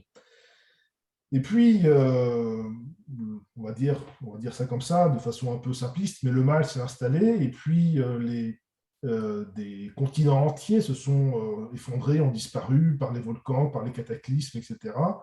Et les maîtres de sagesse, il y a 98 000 ans, ont décidé de se retirer du premier plan et d'aller dans les montagnes, les déserts, etc., et d'agir depuis les coulisses. Et c'est ce qu'ils ont fait. Et régulièrement, souvent par l'intermédiaire d'un disciple qu'ils ont adombré, comme Jésus, comme Siddhartha, mais comme d'autres, parfois en venant eux-mêmes, comme un Confucius, par exemple, ou comme un comte de Saint-Germain, eh bien, ils sont venus pour enseigner, ils sont venus pour réformer des religions qui avaient bien commencé, mais qui ont un peu dérapé entre guillemets. Hein. Et donc, voilà, ils sont venus régulièrement. À chaque siècle, on pourrait citer ou un maître ou des grands initiés qui sont venus pour aider l'être humain. Par contre, souvent, c'était fait à l'échelle d'une aire géographique, d'une civilisation, d'un peuple, etc. Aujourd'hui, nous sommes un monde globalisé. Nous sommes dans une civilisation internationale. Les maîtres, ils ne viennent pas pour sauver la civilisation européenne ou américaine ou occidentale. Ils n'en ont rien à faire. Ils ne prennent pas parti pour le modèle de vie européen ou américain. Ils viennent pour l'ensemble de la planète. Et j'ai presque envie de dire, ils viennent surtout pour ceux qui souffrent, c'est-à-dire ces pays pauvres, ces populations pauvres. Il y a aussi des pauvres dans les pays riches. Mais voilà, ils viennent pour l'ensemble de la planète parce que ça n'aurait pas grand sens de venir pour un ou deux pays alors que nous sommes dans un monde globalisé. Ensuite, ce qui est très différent aujourd'hui de ce qui a pu se passer dans le passé, c'est que les maîtres eux-mêmes continuent d'évoluer et aujourd'hui, dans leur évolution qui leur est propre, ils doivent faire la démonstration de leur capacité à travailler en commun.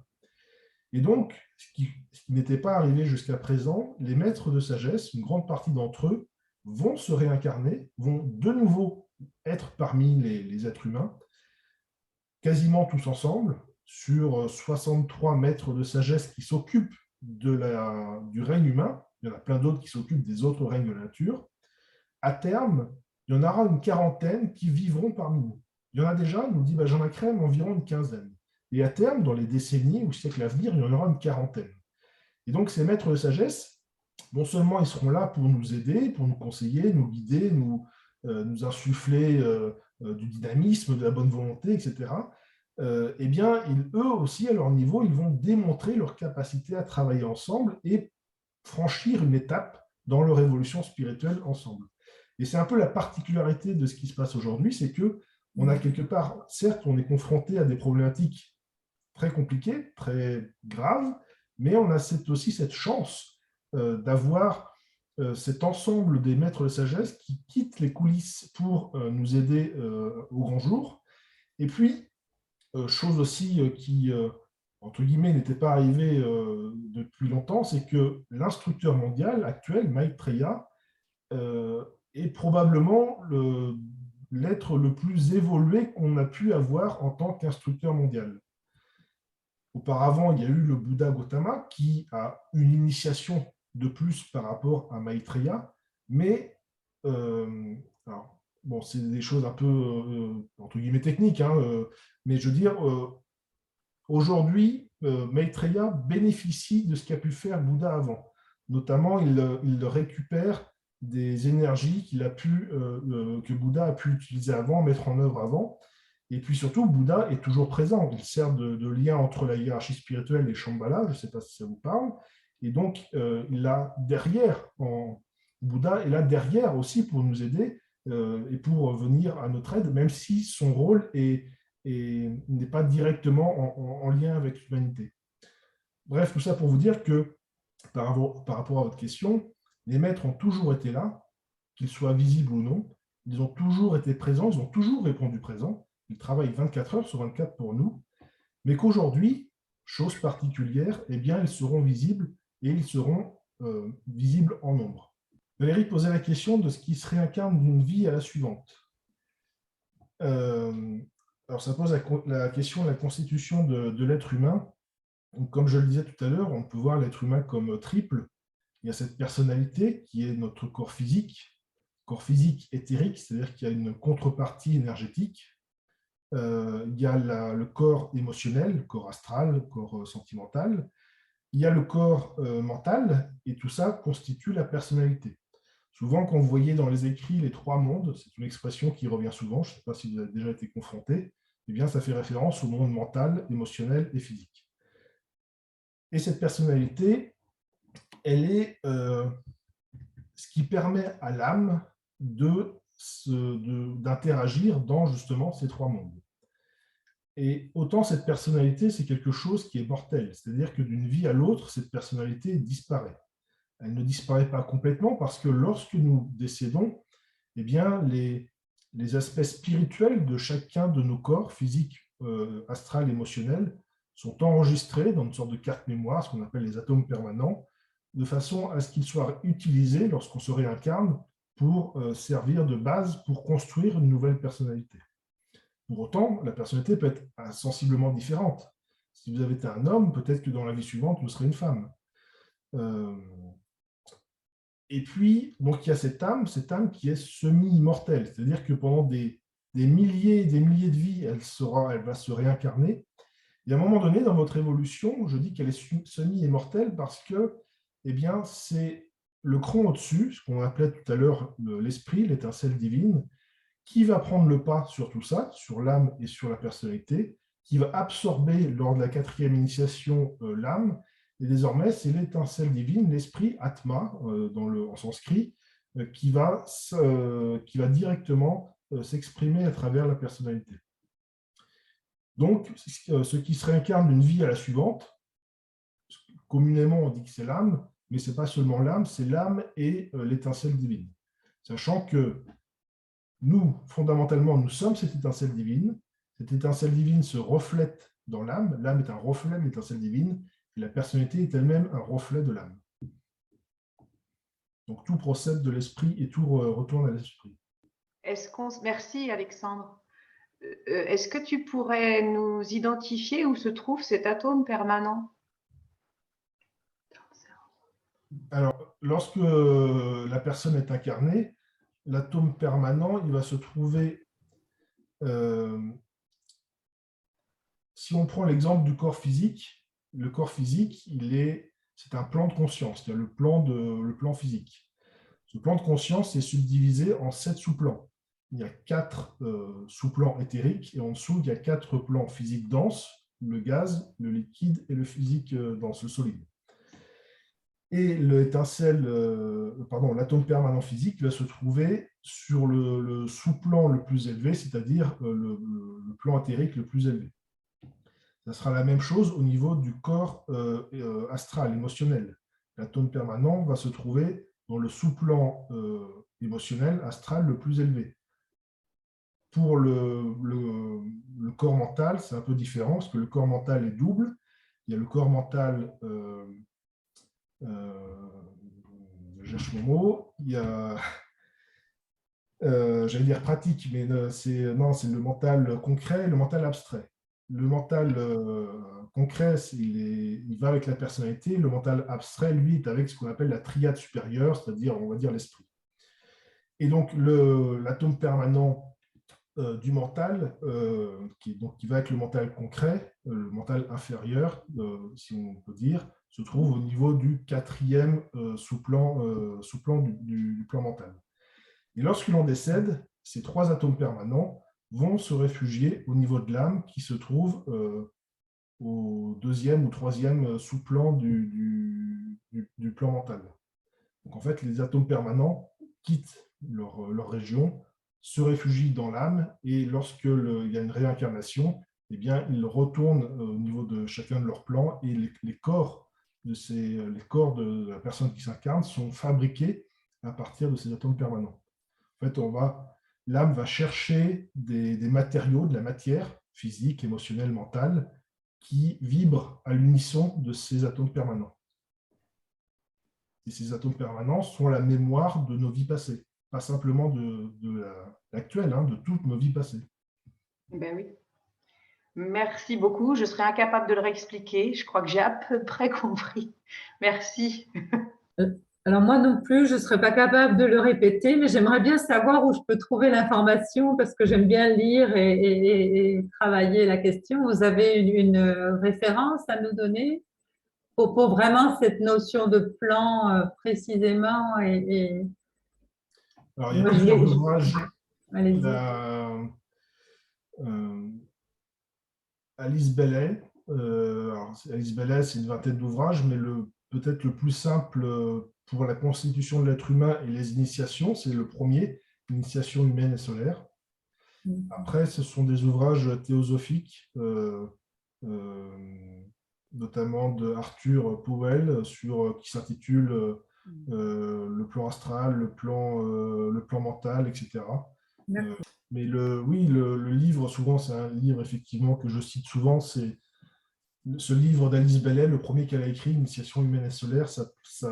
Ça décrit bien la constitution de l'être humain. Bon, c'est une présentation, c'est un livre qui doit faire 180 pages et qui parle d'énormément de sujets, mais qui parle aussi des initiations et du lien justement avec notre constitution, et qui parle aussi justement des maîtres de sagesse, des différents maîtres, etc. Ça, ce sont des livres que vous pouvez acheter, certes, mais que vous pouvez aussi trouver gratuitement en PDF sur Internet. En fait, je les ai, mais je n'ai. Alors, il faudrait que je les reprenne peut-être. Je sais que chaque fois que je les reprends, je comprends d'autres choses, mais là, quand même, ça me paraissait aller au-delà de ce que j'avais pu lire dans Alice Bailey. Alors, je sais pas. Après, il y a le plus simple, à mon avis, pour commencer, parce que pour moi, c'est tout en étant exact, c'est de la vulgarisation, entre guillemets, ce sont les livres de Benjamin Crème. Ouais. Maintenant, même si peut-être qu'à certains endroits, il va vous parler des atomes permanents, il ne va pas vous en faire un exposé sur des pages et des pages. Donc, pour approfondir ce genre de détails, entre guillemets, il va falloir aller dans Alice Bailey. Mais pour comprendre effectivement tout ce panorama sur l'être humain, sur son évolution, sur les maîtres, sur les enjeux actuels, Benjamin Crème, effectivement, est très intéressant parce qu'il a un côté actuel et concret, peut-être plus que Bailey et encore plus Blavatsky, qui sont un peu plus datés, même si les enseignements, eux, sont éternels. Mais les exemples donnés, les enjeux donnés, par exemple, Alice Bailey, dans ses ouvrages, parle beaucoup de la Seconde Guerre mondiale. Donc forcément, par rapport aux exemples donnés, c'est daté. Alors que Benjamin Crème s'inscrit dans l'actualité, et même si il est décédé en 2016, beaucoup de ce qu'il a dit est toujours valable. Ce qui est intéressant avec cette biographie, encore une fois, d'Apollonius de Tyane, puisque ça reste le sujet de départ de cette intervention, c'est que c'est un exemple, encore une fois, parmi d'autres, de la façon dont peut travailler un maître de sagesse. C'est-à-dire que ce sont des gens qui ont une maîtrise, on parle de maître de sagesse, ils ont une maîtrise d'eux-mêmes, ils ont une maîtrise des lois de la nature. Si un Apollonius de Tyane est capable de se trouver à deux endroits à la fois, s'il est capable de prédire parfois l'avenir, s'il est capable de lire au plus profond de l'âme des êtres humains, s'il est capable de guérir, d'accomplir des miracles, etc., c'est parce qu'il y a une maîtrise des lois de la nature. On parle de miracles, mais ce ne sont que les lois de la nature. Et donc, lui, comme d'autres maîtres de sagesse, eh bien, ce qui est expliqué dans cette biographie, c'est qu'ils ont la maîtrise de tout cela, et surtout, ils la mettent au profit, au bénéfice de l'humanité, tantôt avec des dirigeants politiques, parce que il ne faut pas se leurrer, ce sont eux souvent qui décident de l'avenir des peuples, surtout à l'époque. Aujourd'hui, les gens sont beaucoup plus instruits, mais à l'époque, les élites décidaient pour les masses. Hein. Et puis donc, il a aussi instruit justement les prêtres pour purifier ou améliorer les cultes, quels qu'ils soient. Et puis, il a aussi enseigné aux différentes populations. Donc voilà, les maîtres de sagesse, ils s'occupent de tous les aspects de notre vie et ils sont présents pour tous, mais ils ont conscience que voilà, en agissant de telle ou telle façon, eh bien, ils pourront avoir un impact plus ou moins important et intéressant dans leur travail. Il y a une question de Valérie. Est-ce que Apollonius de Tyane a-t-il laissé des textes? On dit, enfin, Philostrate nous dit que Apollonius de Tyane a écrit un certain nombre de lettres, notamment soit à des amis philosophes, à d'autres philosophes, soit à des dirigeants politiques, hein, des rois, empereurs, etc. Il aurait aussi écrit un testament. Mais tous ces textes n'existent plus aujourd'hui. Donc, la seule trace qui nous reste de lui, c'est cette biographie de Philostrate. Après, c'est dans l'histoire de l'humanité, des maîtres de sagesse qui laissent des textes, c'est assez rare. Si on prend l'exemple de Blavatsky, de Bellay, de Crème, souvent derrière, il y a la marque de maître de sagesse, notamment avec Bellay, hein, Bellay n'était entre guillemets que la secrétaire du maître tibétain, Djwhal, mais pour autant, ces écrits de Bellay étaient de la responsabilité de Bellay. Il n'y a, pour ainsi dire, pas de... les maîtres n'écrivent quasiment pas. Ils donnent des enseignements qui ont pu être mis par écrit par des disciples, des initiés, mais c'est assez rare qu'ils eux-mêmes écrivent des textes. Eh bien, je crois qu'Alexandre, vous avez eu des questions très riches auxquelles vous avez parfaitement répondu. Vous en avez une autre qui vous arrive là? Alors, est-ce que le maître de Benjamin Crème nous a indiqué ce qu'Apollonius de Tyane a réincarné actuellement? Alors, j'ai répondu à la question déjà, puisque effectivement, après son incarnation en tant qu'Apollonius de Tyane, Jésus s'est incarné une première fois et lorsqu'il est allé en Amérique du Sud et en Océanie. D'ailleurs, ça a laissé un souvenir assez important là-bas. On nous dit que lorsque les colons européens ont débarqué dans les Amériques, en voyant ces hommes blancs, eh bien, ils ont eu le souvenir justement de cette venue de Jésus. Il ne l'exprime pas comme ça, hein, parce qu'il ne l'appelait pas Jésus. Et puis ensuite, sa dernière incarnation, son incarnation actuelle, c'est dans un corps syrien depuis quelques siècles, puisque les maîtres de sagesse ont cette capacité, s'ils le souhaitent, une fois qu'ils sont maîtres, de conserver un corps assez longtemps. Christine demande, cela viendra-t-il du fait que les hommes ne sont pas encore très sages pour profiter pleinement des écrits des maîtres? Seront-ils potentiellement découverts plus tard? Alors, effectivement, ça peut paraître un peu rageant, je ne sais pas si le terme est bon, mais les maîtres de sagesse nous enseignent régulièrement, depuis des millénaires. Lorsqu'on étudie ces différents textes, alors on peut quand même s'apercevoir que régulièrement, des choses sont apportées, des nouveautés sont apportées, et il y a un approfondissement qui se fait. Pour autant, les bases, les fondements sont toujours les mêmes.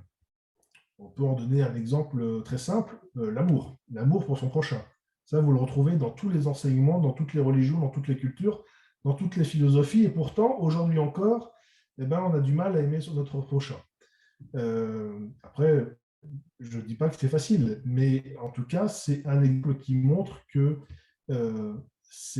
les êtres humains, effectivement, ont du mal à mettre en application. Ils sont très contents d'avoir ces enseignements. Ils sont très contents de mettre en place des organisations, des rites, de dire qu'ils sont prêtres, qu'ils ont un contact particulier avec le divin. mais pour autant, ils ne sont pas tous de grands sages, ils ne sont pas tous des saints, ils ne sont pas tous exemplaires. Et puis, ces enseignements ne sont pas que pour une minorité, ils sont pour l'ensemble des populations. Alors certes, hier, c'était plus compliqué parce qu'il fallait y avoir accès, il fallait savoir lire, etc. Il fallait pouvoir comprendre certaines notions pas toujours évidentes. Mais voilà, aujourd'hui, je pense que l'humanité est suffisamment instruite pour d'elle-même étudier ces enseignements et essayer de les mettre en pratique. Mais encore une fois, c'est quelque chose de difficile. Entre l'être humain ordinaire et le maître de sagesse, il y a quand même une marche, et même plusieurs marches, hein, on a parlé tout à l'heure d'initiation importante, et cette mise en pratique des enseignements, elle n'est pas évidente, parce que si elle était évidente, eh bien aujourd'hui nous serions tous des maîtres de sagesse. Donc c'est un travail régulier, ça exige de la discipline, ça exige du courage, ça exige des sacrifices, mais c'est quelque chose que l'on fait progressivement.